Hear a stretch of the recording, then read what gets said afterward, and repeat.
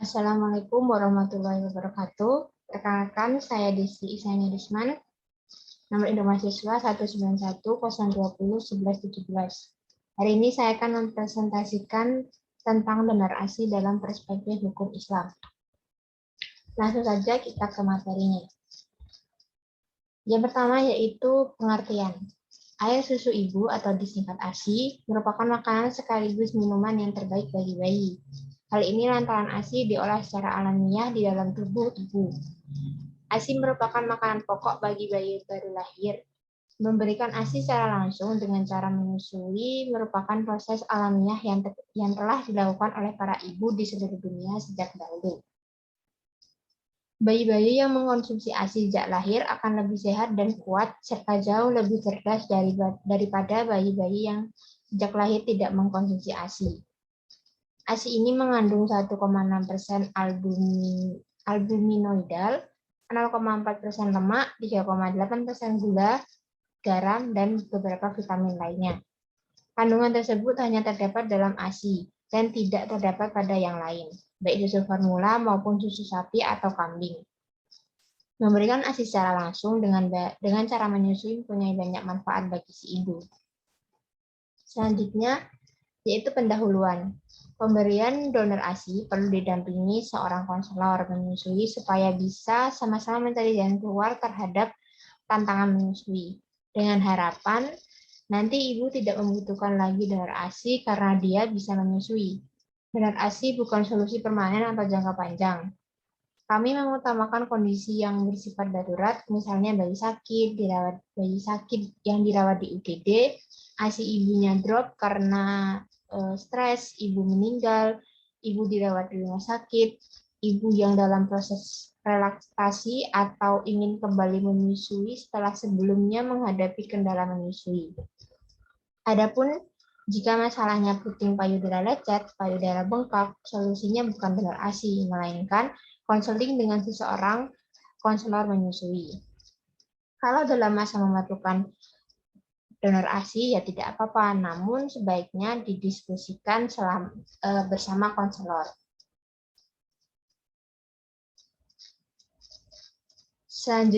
Lanjutan dari pendahuluan, Islam juga memberikan solusi apabila ada ibu yang tidak bisa menyusui bayinya.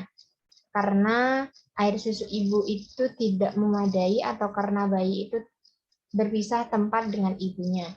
Keadaan inilah yang terjadi pada Rasulullah Muhammad SAW.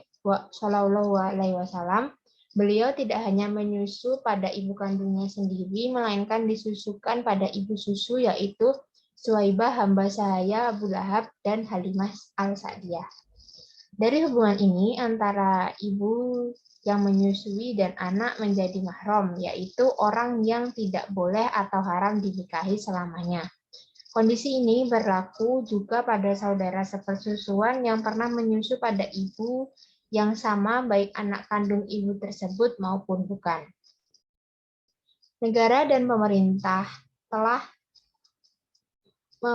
diamatkan untuk mendukung perwujudan hak asasi manusia secara adil yang diatur dalam UUD pasal 27 ayat 2. Isinya yaitu tiap-tiap warga negara berhak atas pekerjaan dan penghidupan yang layak bagi kemanusiaan. Jadi maknanya adalah seseorang ibu bekerja tetap mendapatkan hak bekerja yang layak dalam arti luas, termasuk menyusui anaknya, karena menyusui itu hak asasi manusia dan hak asasi anak untuk hidup layak. Selanjutnya, lanjutannya, pada tahun-tahun terakhir ini, masyarakat mulai gencar membicarakan persoalan donor ASI. Namun di Indonesia, sampai sekarang belum ada bank ASI, sebagaimana di negara-negara maju. Proses donor ini terjadi di Indonesia hanya dilakukan oleh suatu lembaga independen dan klinik-klinik rumah sakit tertentu yang peduli akan pentingnya ASI eksklusif bagi bayi. Di antaranya adalah Lembaga Asosiasi Ibu Menyusui Indonesia atau AIMI dan lembaga dan rumah sakit lainnya. Lembaga ini tidak berfungsi sebagai bank ASI, akan tetapi lembaga ini hanya menjembatani antara donor ASI dan penerima donor ASI. Dalam proses pelaksanaannya, lembaga dan rumah sakit yang melakukan bedah ASI juga memberikan syarat-syarat atau kriteria kesehatan yang harus dipenuhi oleh pendengar ASI. Selanjutnya, praktik donor ASI. ASI atau air susu ibu adalah nutrisi utama bagi bayi sejak lahir dari rahim hingga berusia 2 tahun. Karena keutamaannya inilah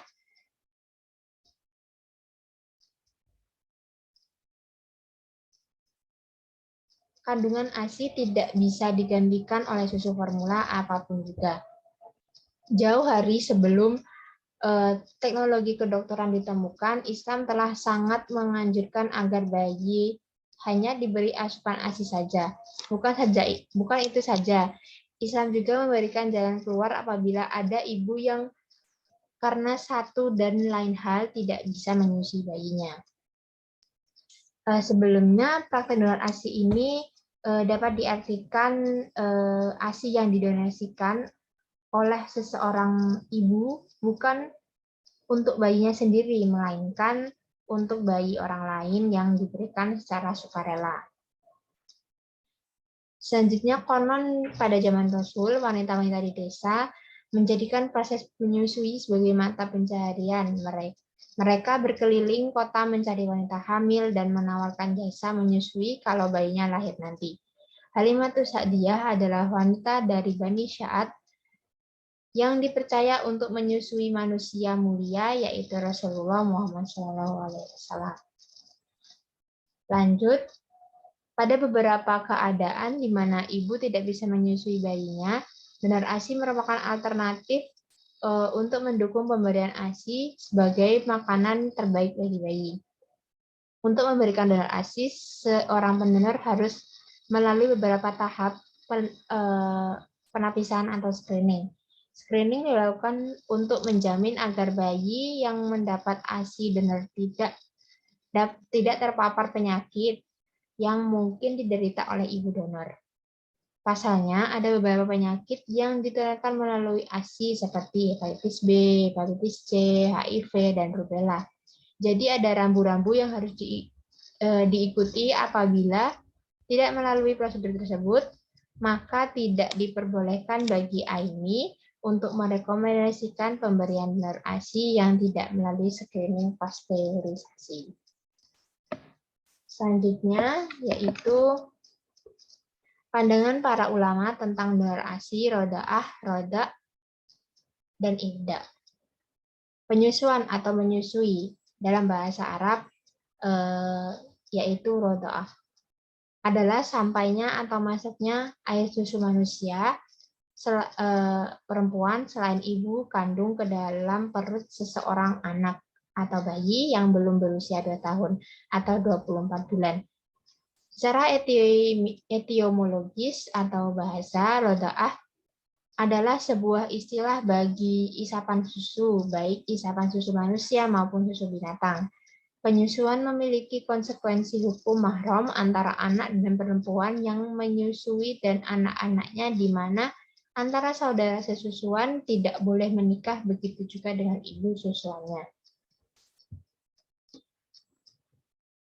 Majma' al-Fiqh al-Islami, lembaga fikih internasional yang berada di bawah naungan Organisasi Konferensi Islam atau OKI, mengharamkan donor ASI tersebut terdapat beberapa mudarat dan dengan alasannya yaitu yang pertama, terjadinya pencampuran nasab.